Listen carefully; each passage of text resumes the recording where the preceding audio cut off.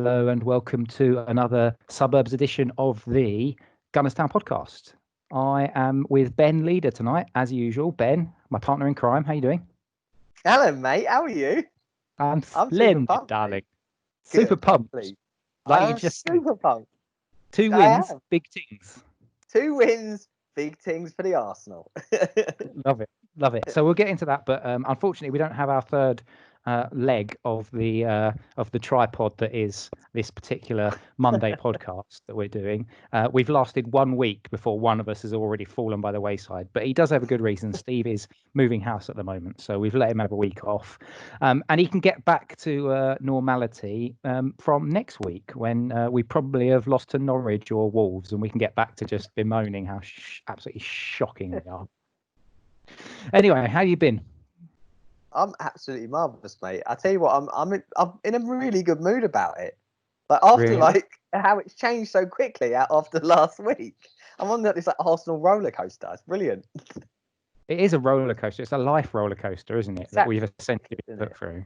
Because I say to myself, like, you're not going to get into it. You're not going to take it as seriously as you used to. Like, it doesn't matter. And then you watch it. You like sit down, don't you? You emotionally invest in it, and then they do something stupid, and you go, they pulled me back in. They pulled me back in, and I start hating myself, and I start hating them. Do you know what? The Man City game, I know we're going back over our ground, but the Man City game, I was almost like, put that in a box, doesn't matter, Man City are better than us, fine, done. The Brighton game really hit me because I was spending the whole time saying, this is just glorified friendlies, this is just glorified friendlies. But actually, when it then hits you, you're like, oh, it turns out I do care. And then when they beat Southampton, I mean, I was just like, I was basically not expecting anything from that game. And we weren't great, though, to be fair, were we? Let's be completely honest. Well, I think I think if you're being honest, we're pretty pants. But it's winning ugly, isn't it? It's like we said last week. Do you know it's mental? We played 2 games in a week. But do you know what I mean? That's all we have to do at the moment. Just win some games, get him some confidence because he has had a torrid time, hasn't he, Mr. Arteta? Poor old Tricky Mickey and his perfect hair. It's like the god saying, you can't be that perfect and handsome looking. We don't accept it. Yeah, you need to look like haggard, like someone like Jose Mourinho or like Sean Dyche. You know, that's what a football manager looks like. You just look too handsome. Yeah, it's not good. It's not fair for everyone else, is it? Yeah. So what the footballing god said is, we're going to just fire injuries at you, sendings off. You're going to have absolute clowns that are going to kick the football into opposition faces or their own faces and tee themselves up. But what did you think? What was your general thoughts? I'll give you some general thoughts on the actual Southampton game itself. We'll do the Sheffield United game, which is, as we're recording, happened yesterday lunchtime. But talk to me about, did you watch the Southampton game from behind your sofa, or were you fully eyes sort of like this? This is just delicious, the most amazing football I've ever watched. Full on Mr. Bean action. I suppose just kind of the common vibe is that we kind of seem to have like a caveat that we are pants. That's there, so that's fine. We don't need to say that again. But it feels like we build up some sort of motion, and then we start to almost like choke. And I don't know whether if it's like we haven't got the players to play the style of football that he wants or whatever, but we seem to just lose the ball. And it was the same sort of vibe from over both games. We had this like little good period where you go, oh, this is actually not too painful. Then all of a sudden it's like you're stabbing yourself with something very sharp. And they just seem to get deeper and deeper and deeper. And you just kind of think, you really need to fix that, lad. It's interesting the way in which he's sort of shifted things up in the last few games. Obviously going to a back 3. I think that's been interesting. But everyone's getting a little bit sort of knickers in a twist over the formations and stuff. But what I'm learning from Arteta is that we play about 12 formations in a game. So it's almost like just put names down, and then when BBC or BT Sport or Sky bring up like the formations on a flat graph, just do that. Just close your eyes and say, I can't see it. It doesn't exist. Because, and these players have got to get used to essentially playing about 4 different formations in a game. But the Southampton game I found it difficult to watch at times. I think we showed some good stuff. I think what really helped was that first half goal. You know, you bag yourself a goal in the first half and everything feels a little bit more comfortable, doesn't it? Yeah. Like I said a couple of weeks ago, that's our biggest problem. I think we sort of get on top and then we don't actually capitalise, get a goal, and then the pressure comes back on us. But getting that goal, like you said, it was just like, oh, good, chill. But then Arsenal decided to Arsenal, didn't they? But just quickly, while this is in my mind, before I forget, what you were talking about, the back three. Yeah. That's 3 managers now that have shifted this Arsenal team to a back three. So that's very telling. Obviously, look, we know that our lads aren't really capable of defending it 2 at the back. I think that really, again, obvious klaxon alert, but it's pretty obvious how we actually need a centre back. And I suppose we're hoping how good this new young lad, Saliba, we're hoping how good. Hopefully, he's good. I mean, he's got to essentially be the resurrection of Jesus Christ, Muhammad Ali, Cannavaro, the ghost of Paolo Maldini, Beckenbauer, Superman, Beckenbauer, and the god of fun. That's essentially what we're looking for in a centre half. It's not too much to ask, is it? Really? Did you see that picture of him the other day of frowning at Jan and Villa about the bikes? It was something about Jan and Villa was holding his bike and he was saying something like, I think the caption was like, we should. I'm finally signing for Arsenal. No, we should carry these instead of ride them. But then there's a picture of like Saliba in the background, just like. What are you on, mate? I'm glad I am absolutely jumping ship over to England. Where they had the worst cases of COVID. I'm going right over there just to be away from you, Jan Villa. Yeah. But yeah, the first half, I watched it whilst I was barbecuing, which is a new thing for me. So it was a nice day. But watching that charcoal. Is it charcoal? Always charcoal, mate. Correct. Always charcoal. Otherwise, I'd have had to shut this down. Weber briquettes, mate. Weber briquettes. Good lad. Not that we're being sponsored or anything, but if they do fancy sending me some briquettes, I'll happily take them. But yeah, just to put that one out there. But yeah, I watched it from behind my my barbecue and with a couple of jars of some amber nectar, and I felt like there were some players that stood out. Obviously, the goal that Eddie Nketiah scored, I don't know if it's just me, but I think I tweeted it at the time. It felt very Wrighty about it. I don't know if just this is the way he runs or whatever it is, but Wrighty used to absolutely let harry and hassle and press and be a pain in the arse for goalkeepers or for defenders. And Eddie Nketiah chasing that down and then getting some joy with it. I mean, that's got to be big for him, surely, because I'll be honest with you, I think you and I had conversations, obviously not recorded conversations, where we can say a lot more bad things about people. Where we can actually insult players and stuff. But I've not been convinced about him making it. But something seems to have happened in the last few months since Arteta's taken over, and he seems to have just absolutely shown him the love. And I wonder if that's having a massive impact on him as well, getting shown the love. Well, I'm confused a bit. I'm not sure if it's like spite sort of directed at Lacazette. I can't quite get it because I'm the same as you. I watch him and you're like, wow, he's clearly a talent. This isn't to like downplay his actual skill, but he works so hard. He's absolutely everywhere. I know these are sort of get in there type comments, but passion. Yeah, he's clearly talented, but I don't see it myself. I'm watching him. I'm like, I don't know. You know? Yeah. We're going to get absolutely pillared probably from the 4 people that actually bother watching or listening to this. But my mum is going to. My dad's going to absolutely rinse me, even though he's not an Arsenal fan. But I'm the same. I think we just need to see more of it. Like the signs have been good. Yeah. He scored against Newcastle. Was he scoring? No, it was Everton. He scored. Yeah. He hit the bar against Newcastle. Yeah. Or vice versa. And he's cropping up with the odd goal. But the problem is we've got a Rolls Royce footballer that's just about to say cheerio in his multicoloured Ferrari and probably bugger off to mainland Europe at some stage in the summer. And in my mind, I'm like, I really hope that the view isn't out. Nketiah is the keys to the car, so to speak, because that's the thing that worries me. And Lacazette, let's be honest, something's got to give because he is. I don't really know what he's doing at the moment. In terms of absolutely atrocious at the weekend. He does. He looked atrocious against Sheffield United, didn't he? Like he's He's dropping off. So this is the thing about what we're going to do probably with this podcast is go backwards and forwards between the games as certain players pop into our heads. So let's spend a couple of minutes absolutely destroying and lambasting Lacazette. How long have you got? I'm on plenty of time to do it. Lovely. That's what I want to hear, Ben. That's what I want to hear. So my problem so what's happening at the moment and what I saw yesterday with the Sheffield United game is so much rotation with the way in which the team lays out. Like people talk about, oh, you've got, is it Tierney playing as a centre-half or Kolasinac? Well, it turned out that at times, what I was watching, when we had the ball, we were actually flicked to a back four. Or sometimes what would happen is they'd spread out, Kolasinac would push up a little bit, even Maitland-Niles would push up a bit, and Granit Xhaka would drop in to receive the ball. So there's a lot of fluidity in the movement. So I'm seeing that fluidity amongst the defence, and the defence is absolutely, a dog's dinner. I'm seeing a midfield, at least minus, thankfully, Ceballos, even though he did score a winner for us yesterday. And then I'm seeing Saka tucking in and Kieran Tierney basically playing as a left winger. And I'm thinking, yeah, this is movement, this is fluidity, this is what I want to see. And then I'm seeing Lacazette just doing his dropping off into spaces where it's like, what are you doing? Why are you there?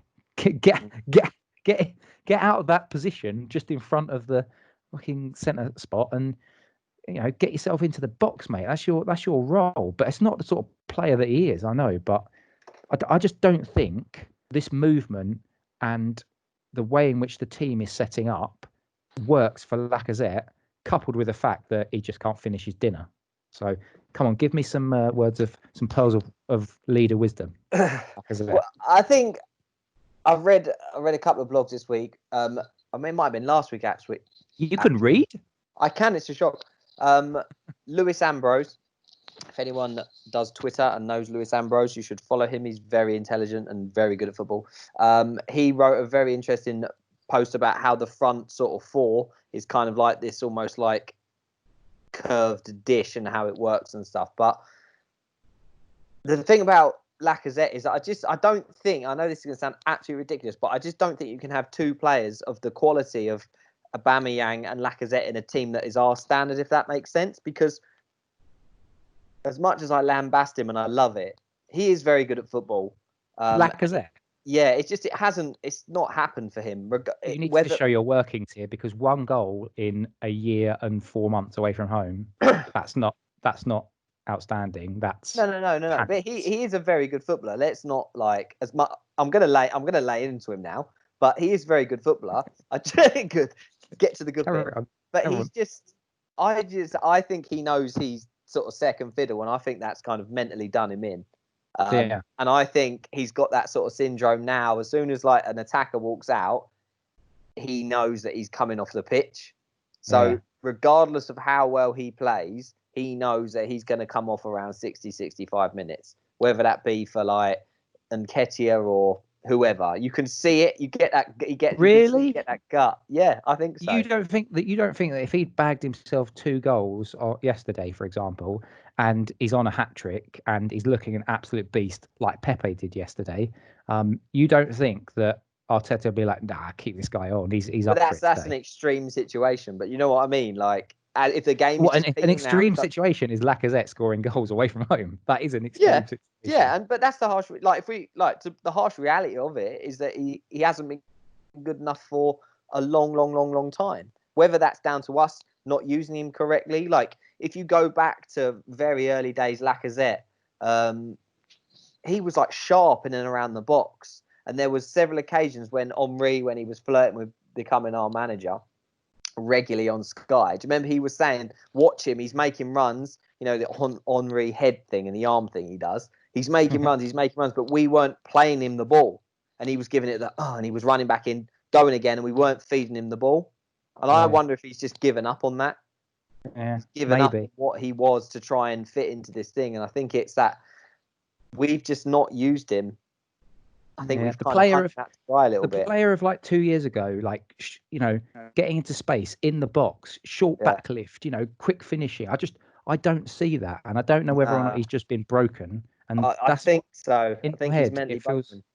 It feels like he's probably broken. I know and we should just therefore. Go on. No, sorry, I was just thinking about something. When he went all the way back, and didn't he score like 2-3 games on a trot? And was it Stoke? Yeah. Was it ruled offside? He was in the edge of the box and absolutely Yeah. thundered it into the roof of the net, but they cancelled it and Because cancelled he's it like outside. about that much of his toe was Yeah, like offside. the tip of his shoelace, and I don't see that player anymore. No. It can't just disappear, right? It can't just like he's not. How old is he? He's like 28, is he? That's what I 28? He's mean. 28 It's or not. 29. Yeah, so it's not like that's just going to suddenly disappear. But that sort of venom, that bite, has just been missing for such a long time. And obviously, some of it's on him, but I think some of it is on us as well for not actually maximising and getting the most out of him.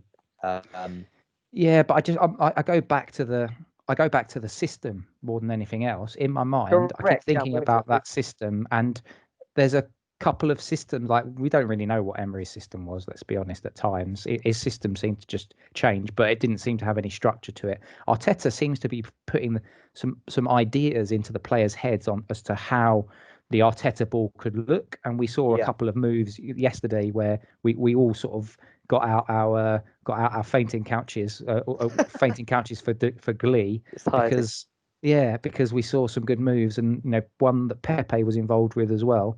And I don't know, I'm not seeing Lacazette part of the next evolution, and I think No, that's why definitely. Arteta is a bit like, I might as well give Eddie Nketiah a go, because Mm.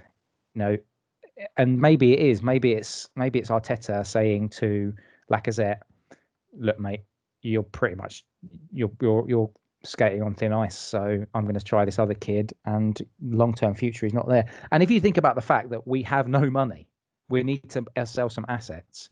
And so putting together a nice glossy brochure on Alexander Lacazette and all of his YouTube goals will be quite an easy job selling, you would have hoped. So someone like Atletico Madrid coming in, Well, get that PDF out to them, get that YouTube compilation out to them, and tell them that we'll take a 40 million quid if they twist our arm. Well, yeah, or equivalent value of.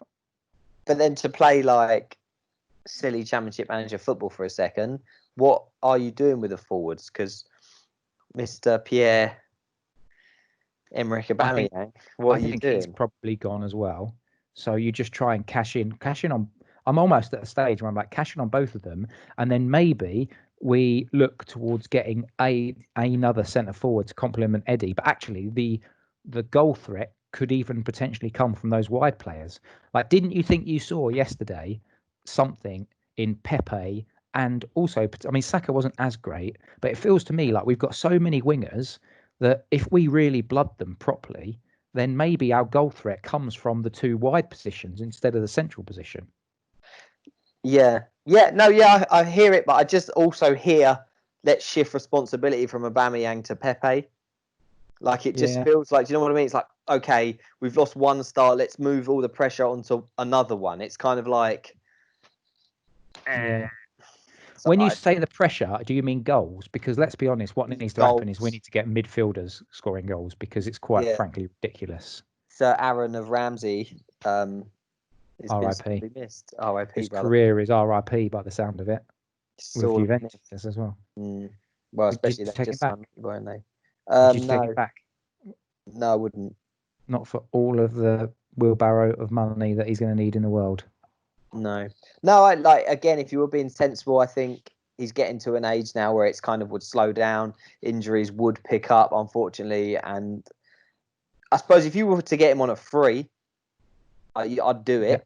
But if we had to, go on. And he does a David Luiz and says, "Oh, you don't have to pay me that much."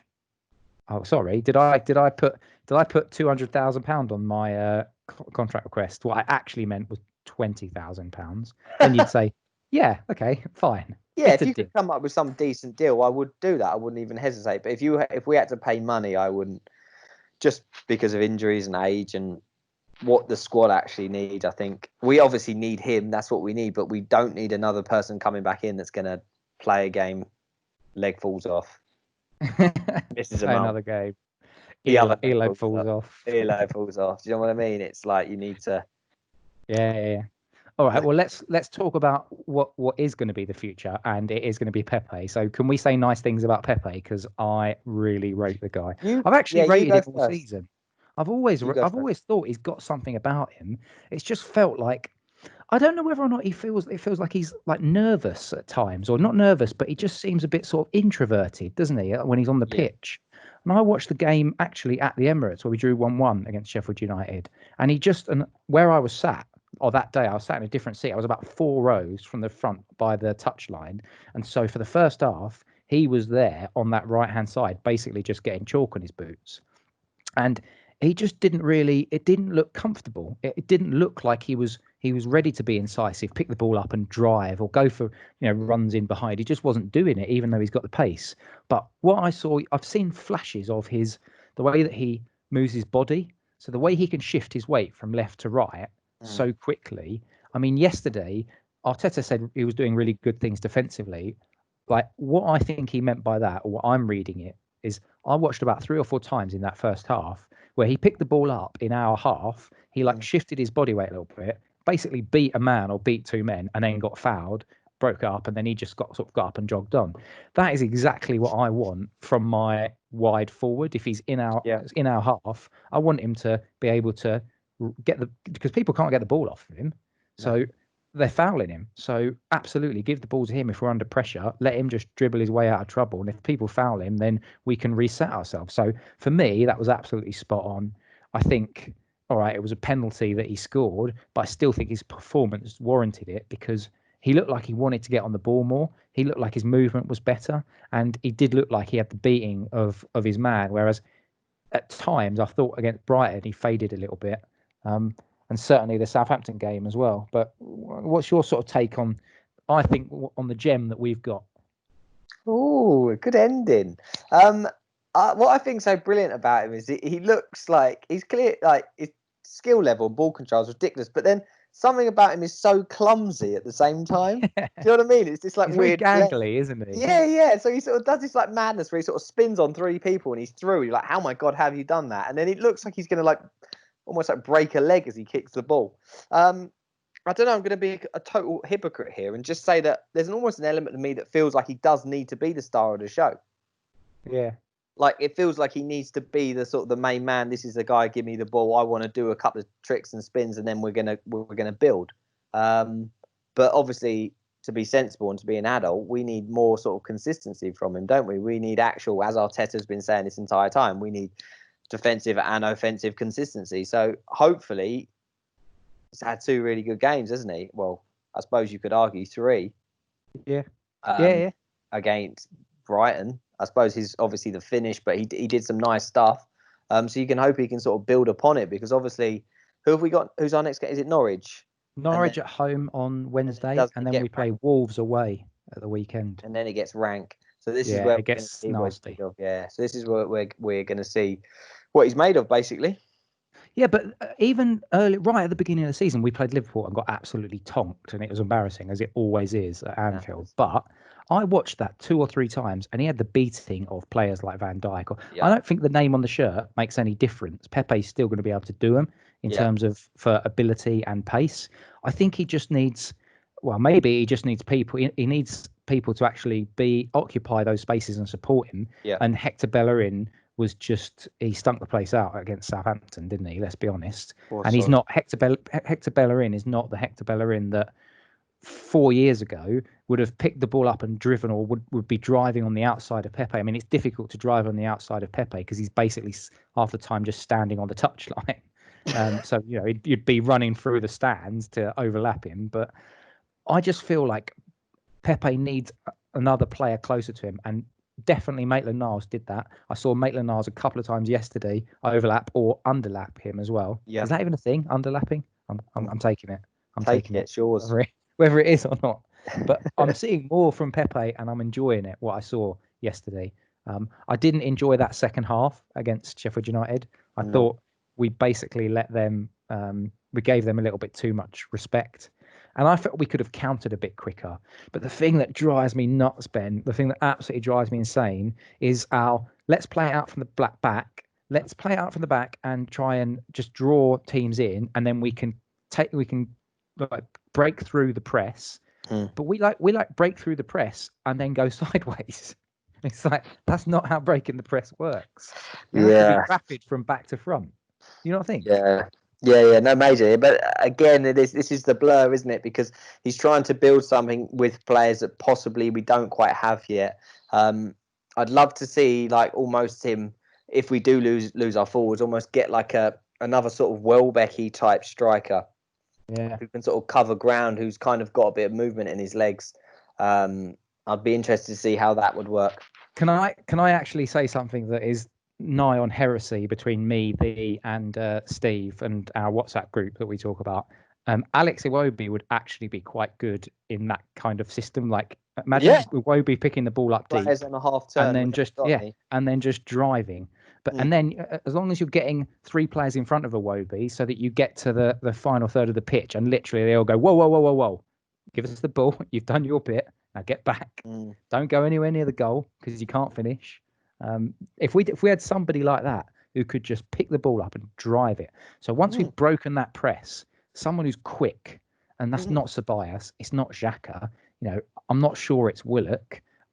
Someone like Saka maybe, but he needs to be further forward, I think. I don't know. Well, you're right, isn't it? It's like Nasri's, Hleb's, Yeah. Iwobi's. Like we don't have any of them, and obviously we used to. Obviously, that's us as a fan base, as a club, are used to having maybe 2 or 3 of those options. Even someone like Cazorla, like that half-turn spin player, isn't it? But Yeah. I don't know. This is what I mean. There's so many gaps in the, as we look at as a fan. I don't even know what Arteta's thinking about, but as a fan, you're looking at it and you're thinking, right, if we had like an Iwobi, or if we had like a Welbeck, obviously better versions of these players would be absolutely glorious, but it would be a completely sort of different team. But he's kind of, I think he has sort of stumbled upon something. Obviously, you don't really want Kolasinac. We haven't spoke about that yet. You don't want Kolasinac in the back three. It was like you might as well have just played some music like. You could just see it happening as well, couldn't you?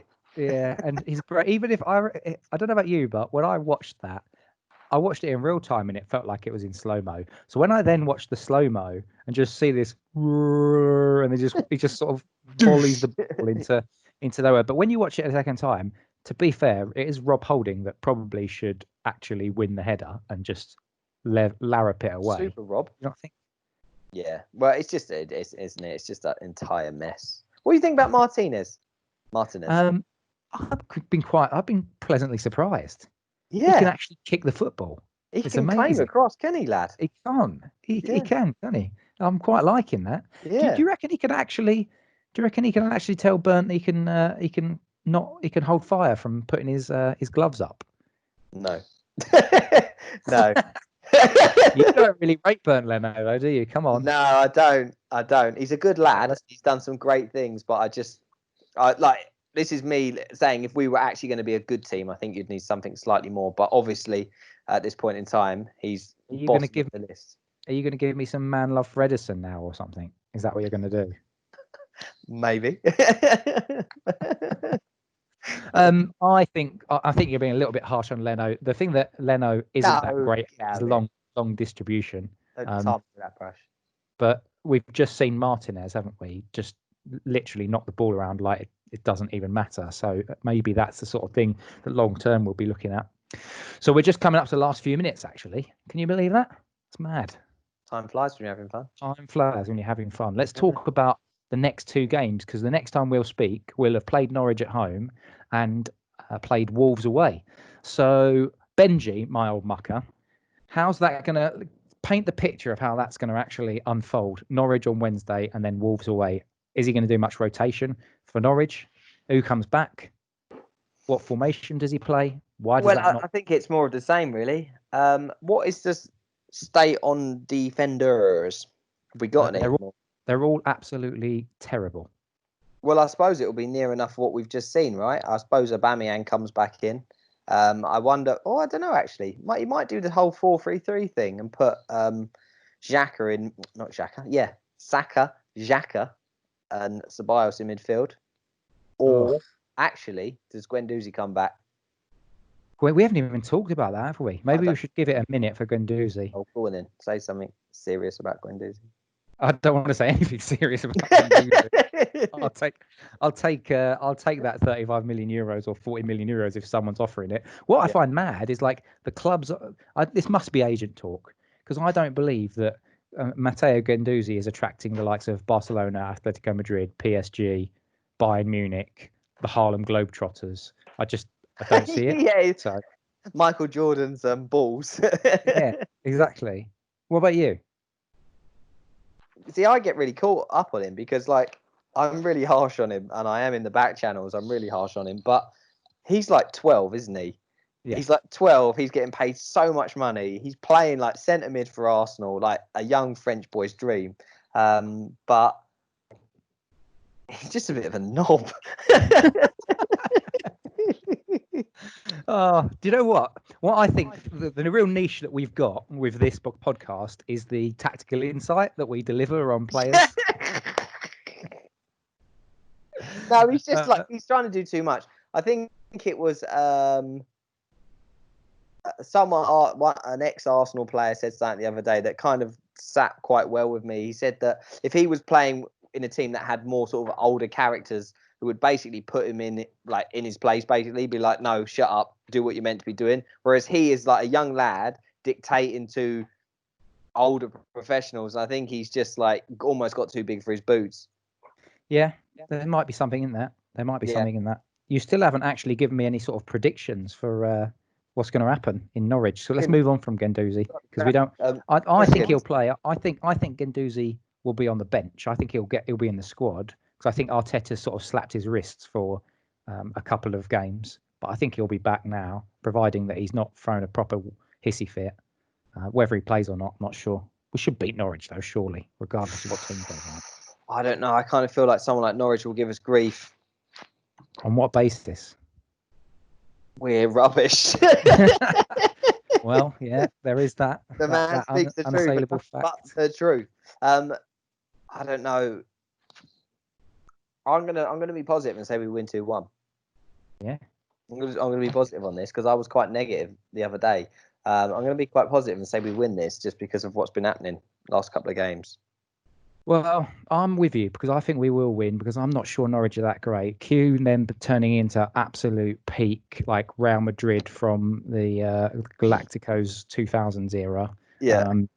But we should be able to beat Norwich, and I suspect he will abandon the back three and go with a bit more of a forward thinking. I think he'll go back to 4-2-3-1. I know he hasn't done that very much since Project Restart, but I just think he's going to want a front end, so it might be more of a 4-3-3 even.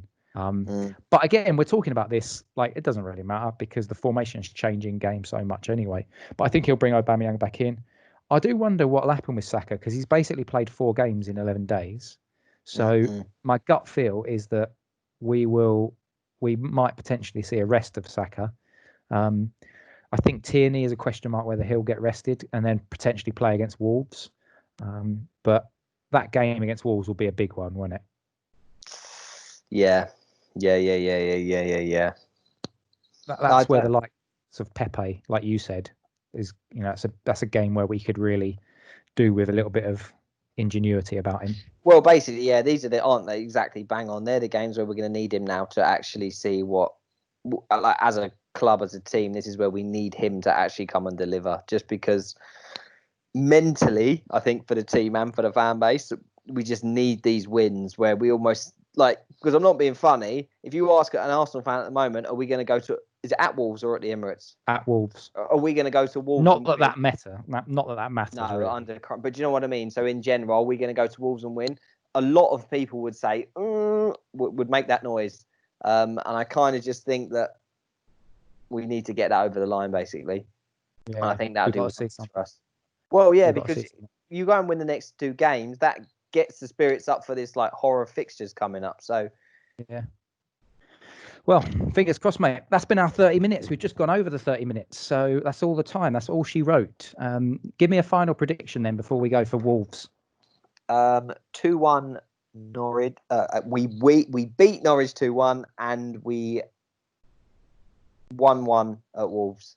Yeah, I think we are in agreement. So I'm going 3-1 Norwich, but I think it's a classic 2-2. A classic Desmond.